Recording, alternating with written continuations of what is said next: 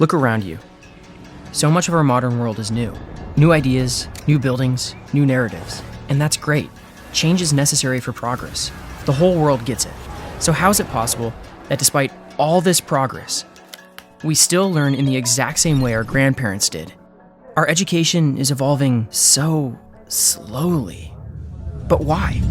What if your education could evolve and improve as quickly as the world around us does? What if your education was designed to help you discover who you really are? If students were created like co-creators instead of just products? If there was a space meant to build connections between teachers and students? A place where safe space doesn't mean you'll be shielded by censorship. Where liberty isn't just what you learn, but how. Your education should keep up with the rest of the world. And now, it can.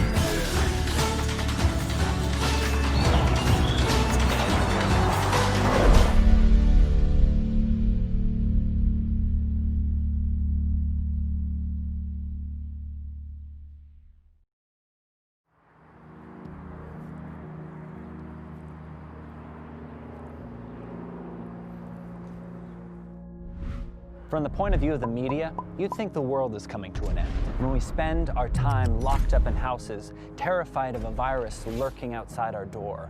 We turn on the news, follow all the rules of our elected officials. They know what to do, right? Give up our rights without a fight. Didn't need those anyways, right? Would rather feel safe than have the space to live my life, go outside, take the kids to the park, go back to work. But I want to tell a different story. When all we hear about is shortage, mask shortage, test shortage, bed shortage, food shortage, cure shortage, we forget about the abundance, the dedication, the intrepid nature of the human spirit to come together under one goal, one flag, one cause. When the regulations and laws are stripped away to allow businesses to innovate, retool, and activate their millions of workers and leaders and humans that want to do good with their skills and creativity, brilliantly shifting their entire business to fit the needs of this crisis. So the media says we have a testing and treatment shortage. There are over 79 companies around the world working together for better solutions and availabilities, shifting industries to meet the world's needs. Alphabet building a website to find nearby testing sites. Credo Diagnostics creating a 20-minute COVID-19 test. Cytodyn and Gilead creating antiviral medications. Collaborations between biotech firms and educational institutions to create RNA interference therapies, and Cellularity creating a potential stem cell therapy. There are more than 50 companies around the world creating vaccines at breakneck speed. Trials already starting in 2020, never before seen in the history of humanity. Clothing companies rearranging their supply chains to create masks and protective equipment for healthcare workers on the front lines. Breweries creating hand sanitizers. IKEA working with suppliers to create masks, aprons, and visors. Printing companies making face shields. Giants in the auto industry field producing hundreds of thousands of ventilators, free of regulators telling them what they can and can't produce. 100,000 people are offering their Airbnbs for free for COVID-19 responders. Uber drivers donating 10 million free rides and deliveries for healthcare workers, senior citizens, and others in need. So is the world really ending? Is everything actually as depressing as they're saying? Are we really as divided as they're making us out to be? Or maybe we're more united than ever. Maybe we can weather any storm together, because when people are free to create and innovate, it activates an unstoppable resilience in the human spirit.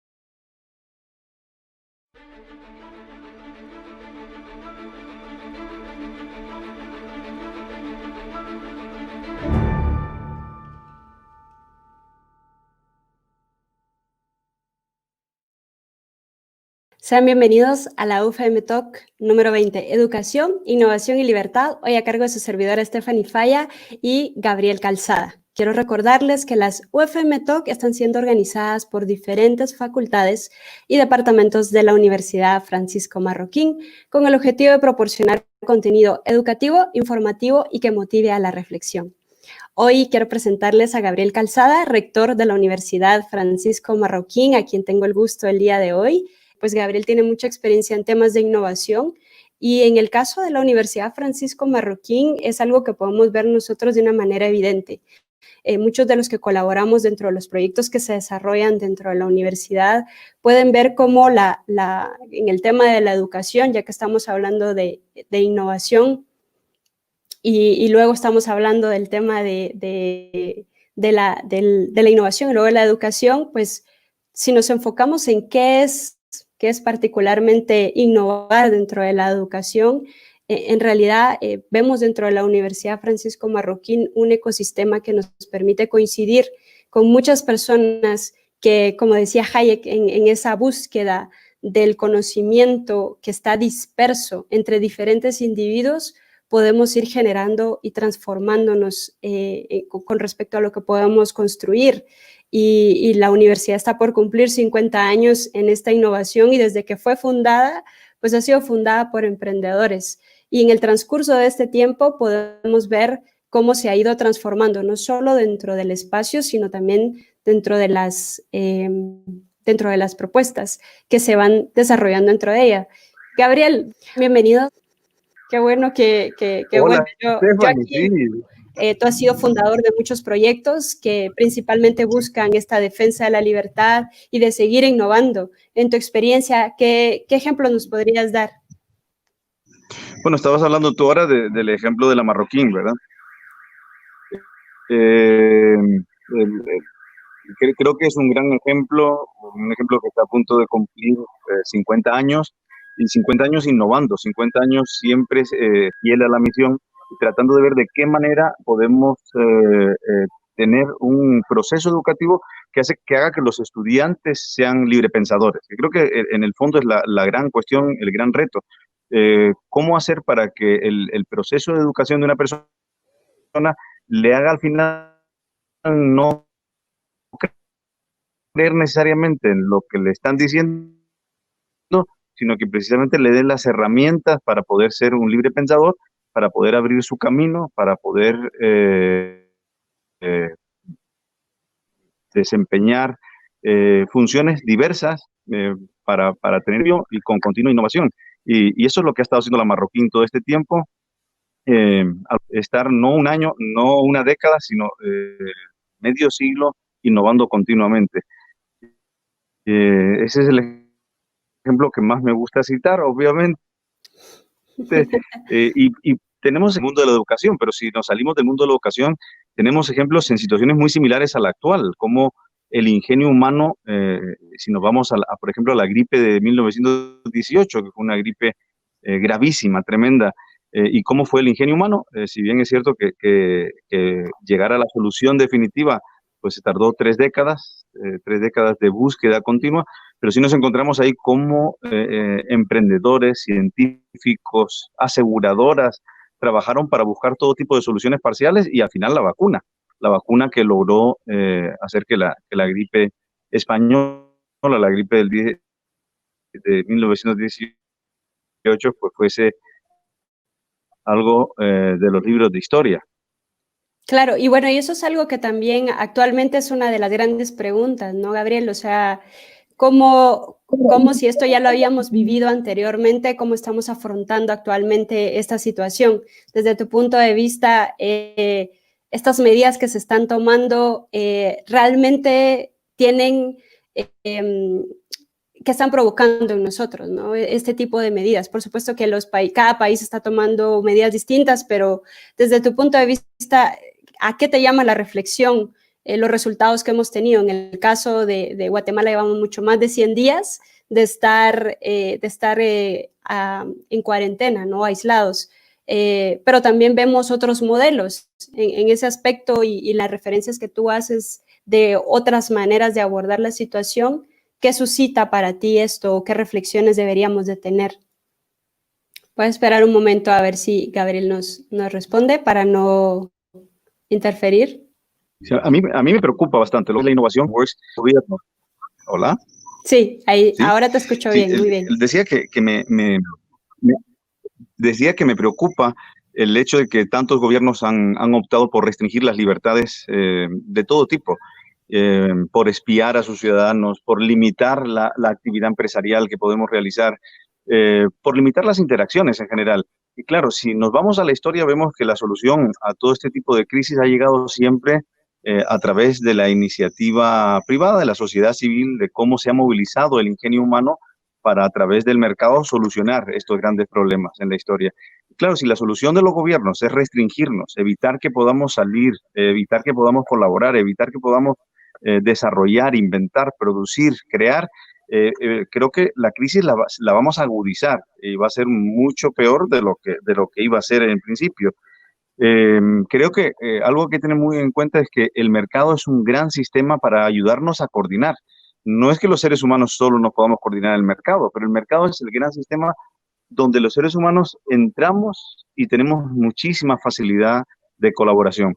Y claro, si nos dedicamos a restringir el mercado, a poner precios tope, nos vamos a encontrar en una situación en la que la solución es mucho más tardada, más mayor del que teníamos en un principio. Creo que los gobiernos en su lucha contra el mercado están creando un problema mayor del que teníamos. Claro. Hace un tiempo en un libro de Ken Robinson, de hecho lo tengo, creo que lo tengo por acá a la mano porque estaba investigando un poco eso en las escuelas creativas de Sir Robinson. Él mencionaba que el Estado es la institución que menos evolutiva es, ¿no? Es la institución que no evoluciona tan rápido y aún así tiene el poder de regular el conocimiento, que es el más evolutivo de todo, ¿no? En relación a lo que tú mencionabas. ¿Y cuál es esta relación entre la actividad emprendedora y empresarial en la innovación educativa desde tu punto de vista? Sí, el mundo de la educación es un claro ejemplo de un sector que a nivel mundial ha sido altamente regulado y que no ha evolucionado todo lo que podría evolucionar por culpa de esa regulación. Guatemala es una excepción a esto, de todas formas. Guatemala es un país privilegiado en este sentido, donde la Constitución del 85 da un marco de libertad muy amplia al sector educativo, es decir, deja que la sociedad civil sea la que organice el sector educativo, especialmente la educación superior, y por eso vemos que Guatemala tiene tantas universidades de muy alto nivel, y por eso vemos que en Guatemala se experimenta tanto y que tantas universidades internacionales vienen a hacer proyectos a Guatemala con las universidades guatemaltecas. Pero ese no es el caso a nivel internacional. Lo que nos encontramos a nivel mundial son multitud de regulaciones que dictan cómo tiene que ser un profesor universitario, cuándo un profesor universitario puede pasar de un nivel a otro nivel, por primera vez en muchas décadas, porque si las universidades hacían lo que las restricciones gubernamentales, fuera del caso de Guatemala, les dictaban, no podían adaptarse. Era totalmente inviable adaptarse a la situación de crisis que estamos viviendo. Y eso hizo que de la noche a la mañana gobiernos que han estado dictando el perfil de los estudiantes, el perfil de los profesores, el cómo había que dar las clases, hasta cómo tenían que ser las cafeterías de las universidades, pues hayan tenido que abrirse y dejar que se pueda explorar y experimentar por unos meses al menos. Ojalá que algo quede y que buena parte de esta experiencia en la que las universidades han podido crear, han podido innovar, lo vayamos a tener a nivel internacional, porque creo que sería muy bueno para la educación superior en el mundo entero. Claro, y bueno, yo, digamos, estamos hablando de estos tres grandes temas, ¿no? Y como una definición particular acerca de la educación no existe o de la innovación. Pero me atrevo a citar a Bertrand Russell, que yo te comentaba, que es uno de los libros que a mí me gusta mucho. Es un ensayo que él hace sobre la educación, y estoy hablando de 1926, o sea, fue hace ya bastante tiempo, y aún así es curioso cómo esto sigue vigente, porque particularmente él hablaba de lo que tú estás exponiendo, ¿no? Esta regulación y cómo deberían de aprender las personas cuando vemos que cada uno es un individuo que tiene intereses particulares y que no se puede formalizar completamente en una estructura, en un sistema. No todos deberían aprender lo mismo. Y él decía que la educación significa el aprendizaje y esta acumulación del conocimiento y el desarrollar la habilidad del pensamiento crítico. Y algo que a mí me llama la atención en ese sentido de los espacios en sí que provocan esto, porque realmente es un gran debate, es las herramientas necesarias que se requieren en un espacio particular para que el aprendizaje suceda. Desde ese punto de vista, ¿tú consideras que en la situación que estamos viviendo esto es algo que podamos dar un paso hacia hacer que esto suceda cada vez más? ¿Y cómo hacemos uso incluso de la tecnología para generar esos ambientes de aprendizaje? Sí, yo creo que la situación actual, las situaciones de crisis siempre a lo largo de la historia son momentos que determinan mucho lo que va a suceder en los siguientes años y las siguientes décadas. Creo que todos los que creemos en un mundo libre debemos trabajar en este momento precisamente para que las próximas décadas sean unas décadas de más libertad, donde el sistema educativo sea un sistema educativo que lleve a la creación de más libertad, de pensadores, a personas con ese espíritu crítico que mencionabas ahora hace un momento y que mencionaba Bertrand Russell. Tenemos que aprovecharlo para eso. Y creo que tenemos muy buenos ejemplos. Lo que comentaba ahora son buena parte de esos ejemplos, pero también, como venía en el vídeo de introducción, los ejemplos de cómo personas y empresas de todo el mundo se han coordinado para buscar todo tipo de soluciones. No me refiero ya solo a vacunas, sino cómo se han coordinado para buscar soluciones parciales, para cambiar su sistema de producción y crear mascarillas, para crear ventiladores a partir de los motores de los limpiaparabrisas de los carros o de otros sinfín de máquinas que existían. Y eso se consigue gracias a esa llama, a ese espíritu emprendedor, a ese espíritu de superación, pero también gracias a las señales del mercado. Si no contáramos con las señales del mercado que nos indican no sigas por ahí, eso es, por ahí puedes malgastar muchísimos recursos y teniendo muy pocas posibilidades de conseguir algo, o sí, sigue por ahí porque por ahí parece haber algo de oportunidad. Si no contáramos con el mercado sería muy, muy, muy difícil. Solo hay que ver cómo fueron las crisis y cómo resultaron las crisis allá donde había libre mercado y qué ocurrió con las crisis allá donde no había libre mercado en la historia. Y vemos que las crisis donde no había libre mercado se convirtieron en grandes sumideros, grandes espirales hacia abajo, de donde no se salió hasta que la sociedad quedó totalmente destrozada. Y en cambio, allá donde había libre mercado y los seres humanos pudieron actuar, algo que no se está permitiendo en muchísimos países en este momento, donde las empresas pudieron trabajar, donde las personas pudieron coordinarse, allá las crisis no llegaron a ese fondo tan espantoso y se salió adelante en una mejor situación después de la crisis de la que había.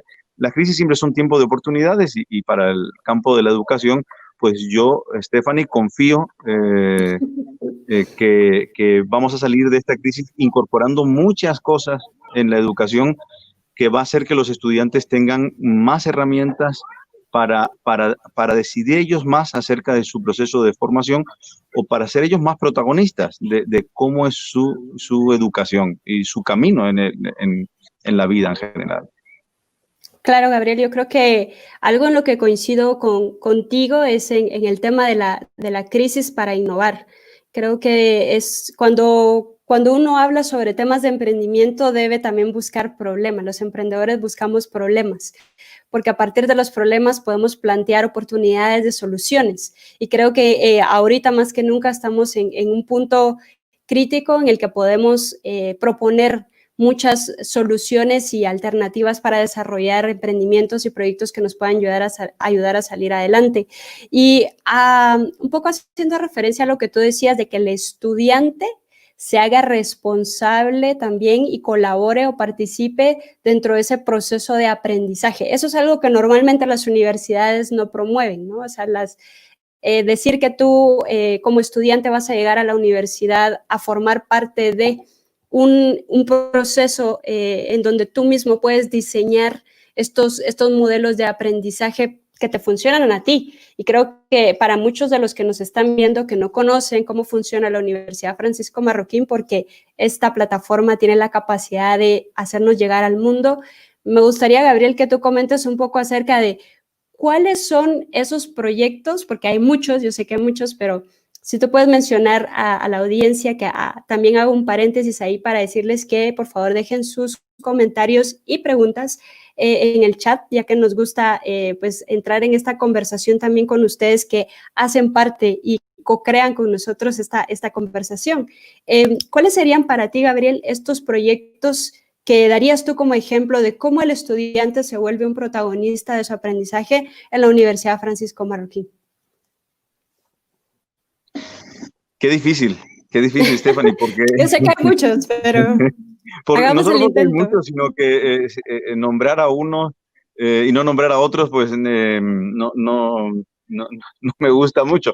Pero si tengo que elegir por la circunstancia actual, 2 o 3 proyectos, creo que el CoLab, el Centro de Colaboración, es un proyecto que creo que pues llevamos años trabajando en él y en este momento viene muy bien que hayamos empezado ese proyecto. Es un proyecto en el cual estudiantes de las diferentes carreras, de las diferentes disciplinas, colaboran para sacar adelante soluciones a problemas del mundo real en equipos multidisciplinares. Y bueno, en este momento tenemos ya a un par de equipos, los pioneros, trabajando en soluciones para problemas relacionados precisamente con la situación de la pandemia por el coronavirus.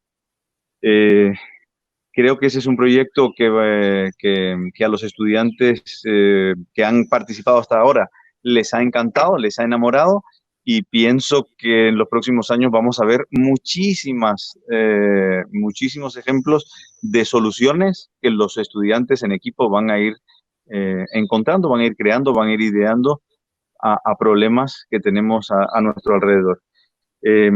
La propia Escuela de Cine es un proyecto que sigue siendo, pues a ti te parecerá que lleva mucho tiempo, Stephanie, porque llevas pues más de 5 años metida ahí día y noche, pero en términos de la historia de la universidad es un proyecto muy reciente, todavía un bebé que ha tenido un gran éxito, con muchos premios internacionales, nuestros estudiantes afortunadamente, y creo que con una notable trayectoria, por lo que los profesores del mundo entero nos dicen cuando vienen a visitarnos y por cómo vemos que se desarrollan nuestros estudiantes. Así que ese sería otro proyecto un proyecto realmente vivo, que cada año lo veo cambiar y veo que los estudiantes forman parte de ese cambio y que indican qué les gustaría mejorar, qué creen que habría que hacer para que fuese aún mejor. Que es el tipo de proyecto que nos gusta en la Marroquín, ¿verdad? Que son esos proyectos los que los estudiantes pueden involucrarse y conjuntamente con los profesores y el equipo administrativo, pues los vamos desarrollando y los vamos adaptando, adecuando y mejorando. Y quizá por la circunstancia en la que estamos, en la que pasamos más tiempo en casa de lo normal, me gustaría citar también o mencionar el proyecto de videojuegos, el centro de videojuegos, que precisamente para aquellos que tengan Android, desde hace un par de días hay un nuevo juego en el Google Play, pueden encontrarlo, que es de Minigames, se llama UFM, Minigames UFM, y también desde hace unos pocos días un escape room, Escapa del Totalitarismo, es otro juego producido, es un escape room virtual, es un escape room para el que te imprimes una serie de hojas, las pegas en tu pared y a través de tu dispositivo móvil pues vas descubriendo cómo salir de un mundo, de una antiutopía totalitaria en la que el gobierno se ha dedicado a controlar el Internet y de hecho controlar toda nuestra vida virtual, ¿no? Y en la que el gobierno toma muchas medidas muy parecidas a las que los gobiernos están tomando hoy en día. Así que creo que a todos les va a gustar mucho jugar a Escapa del Totalitarismo, que lo tienen ya. Ese sí está también para iOS, para Apple. Excelente. Yo hacía esta pregunta particularmente porque hay muchas personas que no conocen, ¿no? Acerca de cómo funciona la universidad y a qué proyectos nos referimos, porque cuando a veces pensamos en una universidad, pensamos solamente en las facultades, pues que tienen las carreras y que solo nos dedicamos a impartir estas clases que corresponden a cada uno de los programas, pero creo yo que lo que hace también que la universidad tenga un espíritu emprendedor y que se diferencie es particularmente el desarrollo de proyectos en conjunto con los estudiantes, los profesores, y es una interdisciplina que se logra desarrollar. Y cuando hablamos de innovación educación y libertad, creo que nos referimos particularmente a esto, a esta posibilidad de crear espacios y ecosistemas que nos permitan de alguna forma pertenecer, ¿no?, a una plataforma que permita tener los recursos, en este caso tecnológicos, que en muchas ocasiones se emplean para hacer proyectos de este tipo, pero también los conocimientos y los mentores o las personas que nos pueden ayudar al desarrollo de estos proyectos y por ende en esta libertad de la que estamos hablando, ¿no?, donde dejamos que el espíritu de resiliencia y ese espíritu de emprendimiento pues se pueda desarrollar en cada uno de los programas y proyectos que se van desarrollando dentro de la universidad. Así que gracias por la mención, Gabriel. Yo sé que son muchos proyectos y que espero que todos estén en las UFM Talk hablando acerca de toda esa infinidad de proyectos que se van desarrollando y pues que cada uno haga aquí su pitch y lo dé conocer al mundo, que ya son muy conocidos, pero creo que esta va a ser una gran oportunidad para hacerlo. Y voy a pasar a la sección de las preguntas. Gabriel, creo que ya empezamos a tener a nuestra audiencia con algunas preguntas y tengo una desde YouTube que dice así.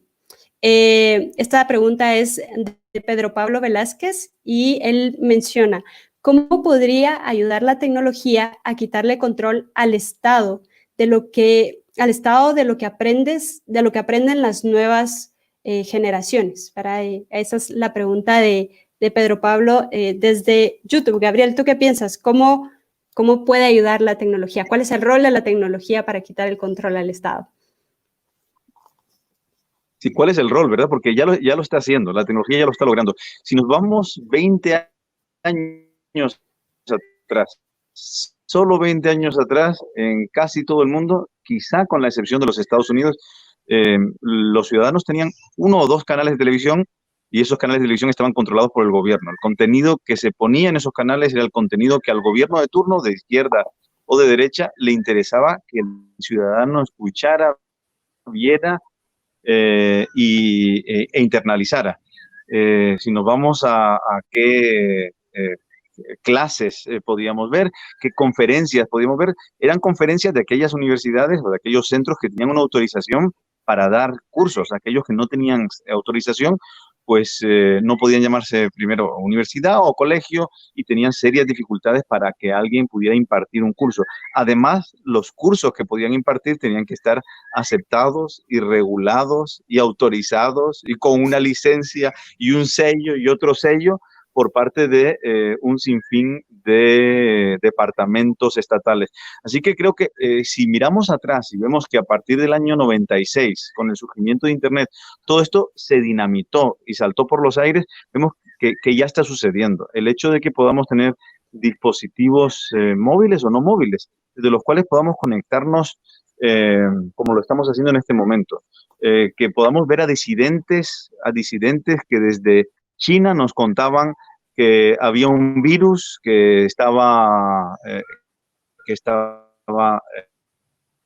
regándose por toda China, que estaba esparciéndose y que iba a llegar a todo el mundo, y que tengamos a disidentes que en Corea del Norte nos cuentan de las atrocidades que ocurren ahí, o que tengamos a personas como Giovanni Sánchez en Cuba, que nos cuenta diariamente en 14 y medio, pues cómo son las penurias que el estatismo provoca en la vida, en el día a día, cómo oprime la sociedad civil y cómo aún así la sociedad civil se levanta y trata de buscar la forma de salir adelante. Todo eso lo ha conseguido la tecnología, y todo eso se logra precisamente y hace una gran diferencia con lo que teníamos y con lo que vivíamos hace unas pocas décadas. Así que ya está sucediendo y creo que tenemos opción de muchísimo más. Creo que blockchain viene a abrir un mundo de posibilidades, de relaciones en donde se genera confianza entre personas que no se conocen, en donde además se genera certidumbre, y con blockchain además los smart contracts. Creo que vienen un sinfín de tecnologías que nos van a ayudar mucho a continuar en esta línea de que el ser humano pueda gozar de más libertad a la hora de educarse, de autoeducarse o de hacer una propuesta educativa a los demás. Sí, estoy de acuerdo. De hecho, hoy en la mañana que se llevó a cabo la UFM Talk, que está organizada por la Universidad de del Campus Madrid, ellos hablaban de los emprendedores 4.0 y mencionaban dos de estos proyectos que tú ahorita estás haciendo énfasis, ¿no? De la importancia de esa descentralización, de la importancia de adquirir muchas habilidades también que nos permitan trabajar de manera multidisciplinaria. Hablaban de tecnologías en particular y concuerdo contigo con el tema de que la tecnología ya está desde hace mucho tiempo. Como tú lo mencionabas, en mi experiencia trabajando con tecnología, yo lo vengo haciendo desde que tengo 17 años en temas de programación y de autoaprendizaje, ¿no? Mucho de mi curiosidad, realmente por eso amo la educación, porque considero que la educación sucede, el aprendizaje, perdón, sucede cuando tú tienes curiosidad. Y creo que la tecnología, si algo despierta en nosotros, es muchísima curiosidad. Y además, después de eso, después de ser curiosos, pues también necesitamos como un espacio en donde podamos desarrollarnos más, ¿no? De coincidir con personas que nos ayuden, que ya conocen acerca de otro tipo de proyectos o tecnologías que están desarrollándose. Y creo que todo ese aprendizaje que se da de manera dispersa, ¿no? Ese conocimiento que está de forma disperso nos ayuda eventualmente a, cuando estamos en la universidad, encontrar una estructura, o en cualquiera de estas propuestas que tú mencionas también, ¿no? Tengo también otra pregunta acá de Andrea Estefanía. Esta pregunta es desde Facebook y ella nos dice: ¿qué estrategias de innovación ha implementado la UFM para continuar con el desarrollo de los estudiantes en tiempos de COVID-19? ¿Qué estrategias de innovación?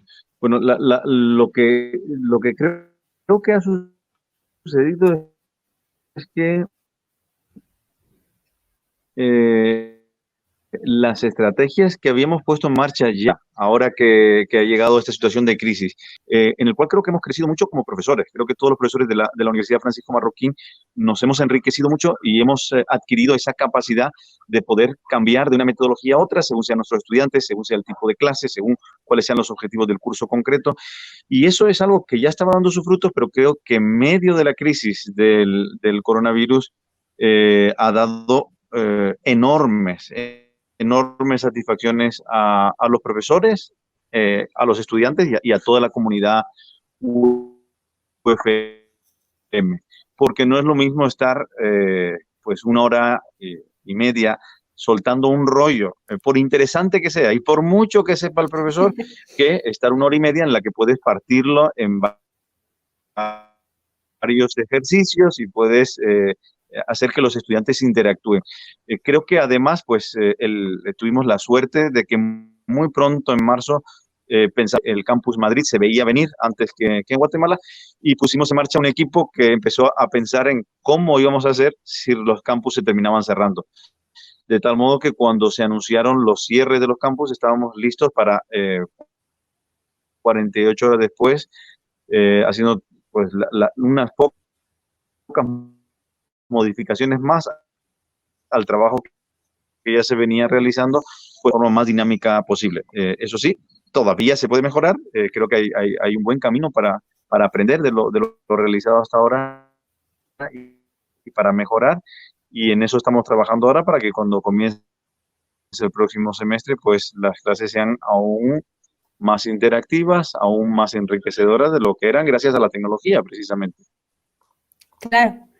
Excelente, Gabriel. Yo sumo a eso, creo yo que algo que hay que también como aclarar un poco es que la innovación no solamente es tecnología, ¿verdad? La innovación son las tomas de decisiones que nosotros hacemos para al final cumplir ciertos objetivos y hacernos preguntas de cómo podemos lograr esos objetivos, y creo que el trabajo en conjunto con los estudiantes y profesores ayuda muchísimo a esos temas de innovación, porque logramos encontrar soluciones a esas particulares necesidades que se nos van presentando según los programas, y esa es la libertad de la que hablábamos al inicio, ¿no? Que no hay una sola forma de hacer las cosas, sino que también vamos coincidiendo en ir encontrando las maneras de resolver y de ir implementando.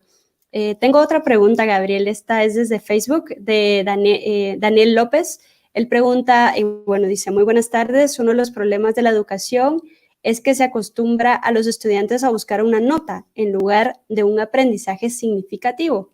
Ahora bien, para cambiar eso, ¿cómo consideran ustedes que el trabajo de investigación y de proyectos se puede aplicar de manera exitosa en la educación primaria y secundaria? Gabriel, tú tienes hijas Esta es pequeñas, una, me imagino tienes muy de cerca este esta tema. pregunta, esta pregunta es excelente, realmente excelente. Yo soy de los que cree que la investigación es algo que traemos de forma natural.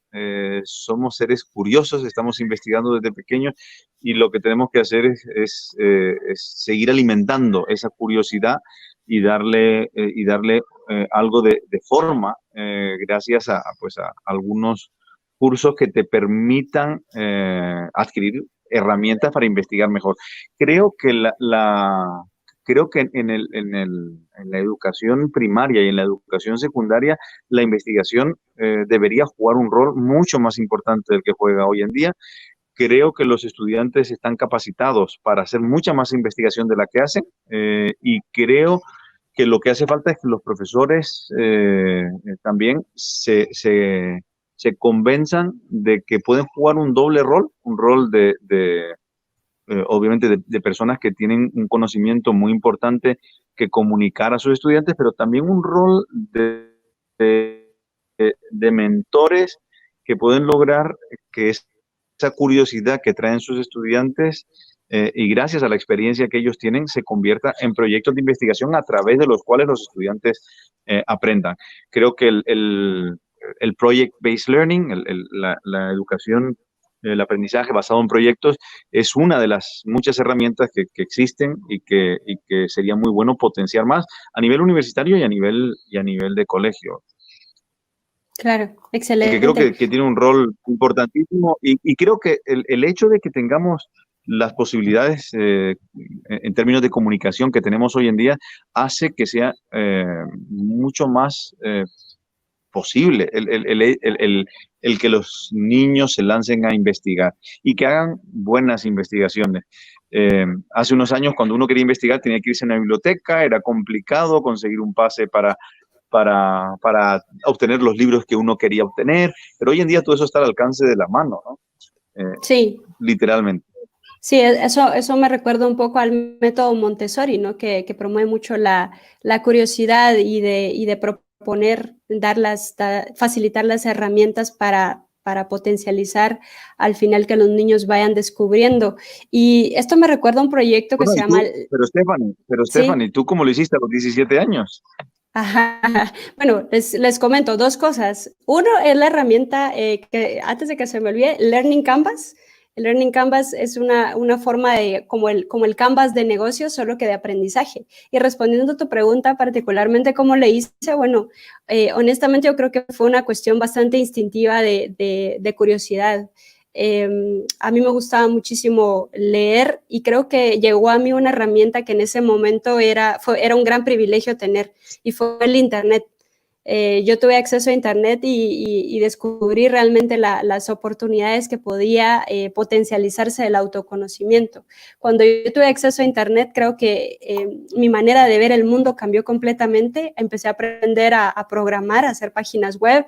Me interesé muchísimo por el diseño, seguí mucho de mis instintos, de mis intereses y a partir de ahí no paré, ¿no? O sea, creo que la tecnología en mi caso particular fue la que me permitió extenderme, ver que no había límites, ver que si a mí me interesaba la producción audiovisual no necesitaba llegar a una televisión para hacerlo, sino que me volví videoblogger. Si yo quería escribir y ser periodista, no había límites, había un blog, yo lo podía hacer.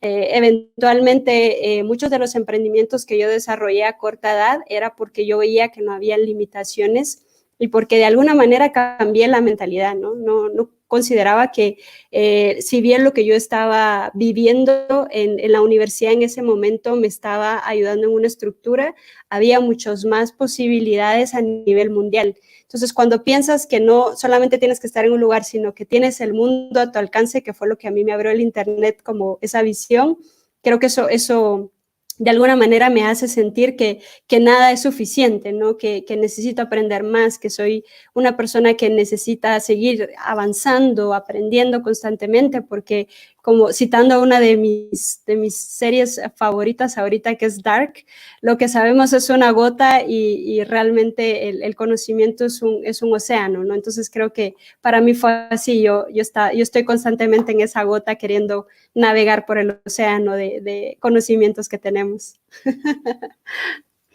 Bien, tengo otra pregunta de Facebook y tenemos bastantes preguntas, así que voy a tratar de avanzar con el tiempo que tenemos. Yo también. Carmen Rodríguez nos pregunta desde Facebook, ¿qué recomendaciones tienes para instituciones educativas, profesores y estudiantes puedan sacarle el máximo provecho a esta crisis? ¿Qué recomendarías, Gabriel? Sí, lo primero que creo que tenemos que hacernos de la idea es que para sacarle provecho a esto tenemos que aprovechar precisamente esa distancia. No vamos a sacarle provecho tratando de replicar lo mismo que hacíamos antes, porque lo que hacíamos antes lo hacíamos porque estábamos juntos. Entonces hay que ver cuáles son las ventajas que tiene la distancia, y creo que son bastantes las ventajas que tiene, son varias. Entonces, por ejemplo, el hecho de que podemos preproducir algunas cosas, el hecho de que quizá nos permita programar las clases de forma que los estudiantes, una parte sea contenido que ven, que ya tenían preparado, que ya se estaba preparado de antemano, luego contenido que discutimos en directo y contenido que entre los estudiantes puedan aprovechar esos fabulosos chats, y todas esas herramientas que hay hoy en día que permiten que grupos de estudiantes se vayan a las famosas breakout sessions, a esas sesiones en las que partimos el grupo en varios, trabajan en un documento compartido que está en Google a su vez o en cualquier otra plataforma, de tal modo que los estudiantes quizá son cosas que no habíamos hecho tanto antes por el hecho de que estábamos en el mismo lugar y nos sentíamos raros haciendo alguna de estas cosas cuando estábamos compartiendo un mismo espacio físico. Pero ahora que no estamos en ese mismo espacio físico, creo que estas son herramientas que quizás se queden para siempre, que quizás el día de mañana volvamos a la clase y sigamos utilizando estas herramientas. Yo creo que hay muchas herramientas que nos permiten la colaboración y son herramientas a distancia y son las herramientas que deberíamos estar aprovechando para aprovechar la crisis de la mejor forma posible.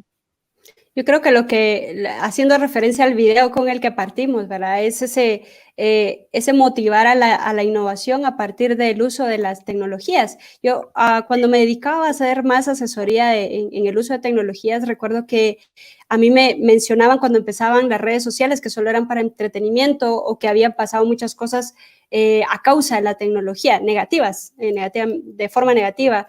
Y a mí siempre me causaba gracia porque decía que el problema no es la tecnología, sino quien la usa, cómo la usa. Y creo que ahí es donde... Es que la tecnología, la innovación siempre ha tenido grandes enemigos y lo sigue teniendo. Eso no tenemos que perderlo de vista. Los innovadores normalmente a lo largo de la historia se han encontrado con un muro tremendo. En primer lugar, con un muro de regulaciones, un muro gubernamental. Después, el muro de las empresas o de aquellas grandes corporaciones que ya no saben competir en el mercado, que no saben innovar tanto como las pequeñas nuevas empresas que llegan y tratan de poner impedimentos de las oficinas de patentes, de un largo etcétera que se dedica a tratar de evitar la innovación. Entonces, la labor del innovador y sobre todo de la persona que tiene ese espíritu innovador que lo lleva a lo largo de su vida es una labor heroica de la que nos beneficiamos todos. Totalmente de acuerdo. Del tema de patentes haremos otra UFM Talk porque es un tema que sé que te gusta muchísimo. Pero para seguir con las preguntas, tengo una pregunta bastante amplia entre comentario y pregunta y voy a tratar de sintetizarlo de Jasmine Valdés. Voy a referirme a la segunda pregunta en particular que ella hace, que dice, ¿podemos cambiar los requisitos de ingreso a las universidades para permitir que una institución innovadora con un sistema educativo distinto pueda certificar a estudiantes y ellos puedan continuar su desarrollo en la educación superior?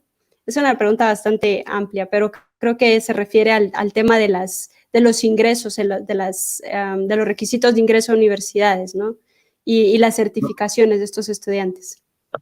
Sí, no sé si entendí la pregunta del todo, pero yo creo que un gran reto que tenemos por delante es cambiar el sistema de admisión de las universidades. Creo que el sistema actual que aceptan casi todas las universidades y que de hecho en este momento, con el tema de la pandemia, estamos haciendo un gran experimento de probar cosas nuevas, o muchísimas universidades están probando. Ojalá que permanezca luego, porque sí creo que las formas de selección que tenemos casi todas las universidades del mundo, e incluyo a la UFM, son formas muy mejorables. Mi sueño es que un día el proceso de admisión sea un día entero haciendo juegos y videojuegos desarrollado por pedagogos y profesionales que te permitan saber cuáles son las habilidades de cada estudiante, que te permita saber cuáles son los conocimientos de cada estudiante, en qué condiciones llega el estudiante, cuál es el motor que tiene el estudiante. eh, y eso creo que está al alcance de la mano. La tecnología nos lo permite hoy. Creo que la pedagogía, la neurociencia han avanzado también muchísimo y nos permitiría hacer algo así. Y no veo por qué no, si está al alcance de la mano. Así que a Yasmín le contestaría que sí, que creo que es un campo que en el que debe haber una disrupción positiva en los próximos años, y yo esperaría que así ocurriera. Sí, claro, totalmente, totalmente de acuerdo, y eso me trae a la mente una serie brasileña que se llama 3%, y que básicamente explora mucho de estas formas de las múltiples inteligencias que se tienen para ir avanzando, ¿no? Y ir avanzando en los procesos, y creo que eso pues es una serie que despierta la curiosidad en esta pregunta particular de Jasmine. Tengo otra pregunta de Facebook de Lourdes Corado, que pregunta, ¿recomiendan alguna lectura o autor para activar el espíritu de innovación? Gabriel, tú tienes muchos libros acerca de este tema. ¿Tienes alguno en mente? Pues yo es que acabo de terminar justo ayer el How Innovation Works de Matt Ridley, Matt Ridley. y lo recomiendo muchísimo, muchísimo. Es un libro fabuloso, y uno cuando lee a Matt Ridley, especialmente con la serie de libros tan estupendos que tiene, como el optimista racional, los orígenes de la virtud, el de evolución, ¿cómo se llamaba? The Evolution of Everything. Evolution of Everything. The Evolution of Everything, sí.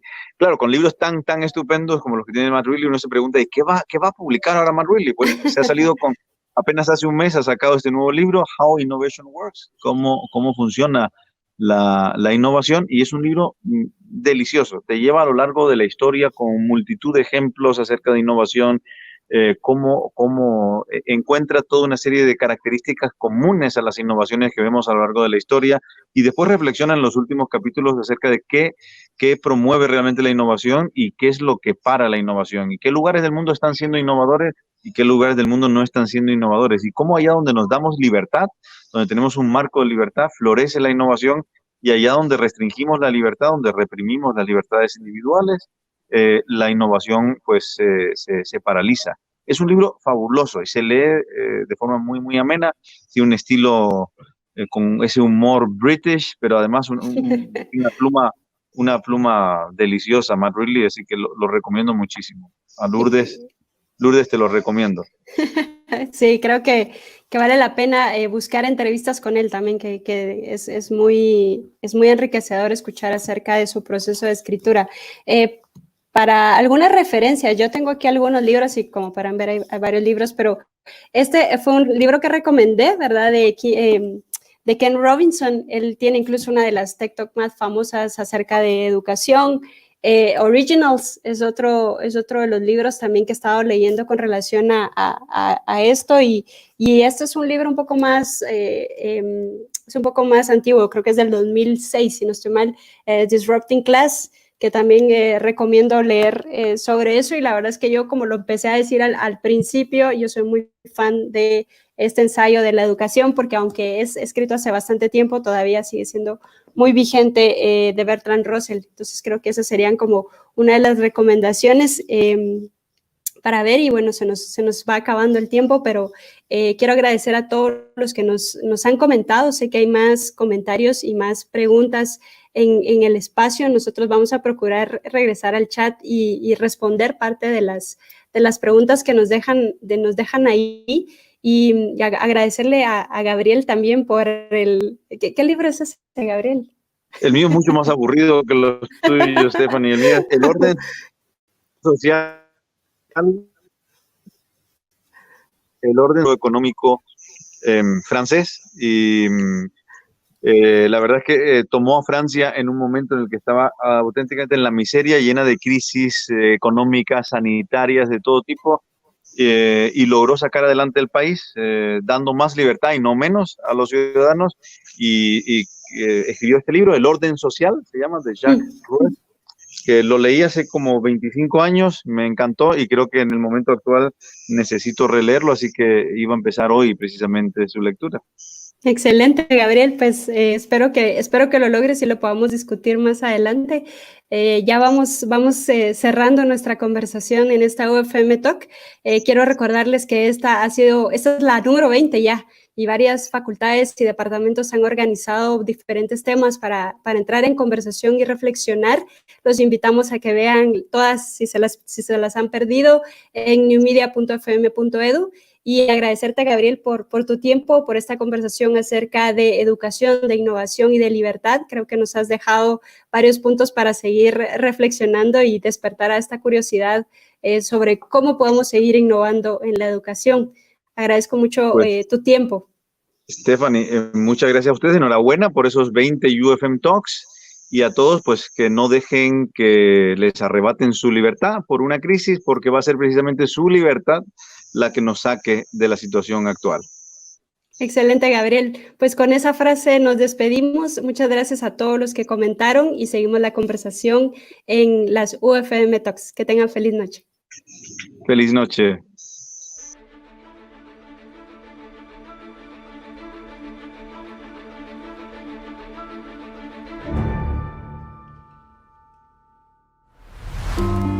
Hoy, el mundo busca cursos en línea. Hoy, el mundo sigue las tendencias del mercado. Hoy, el mundo necesita emprendedores. Hoy más que nunca, el conocimiento se dispersó y la Universidad Francisco Marroquín no cerró. Se multiplicó en diversos hogares.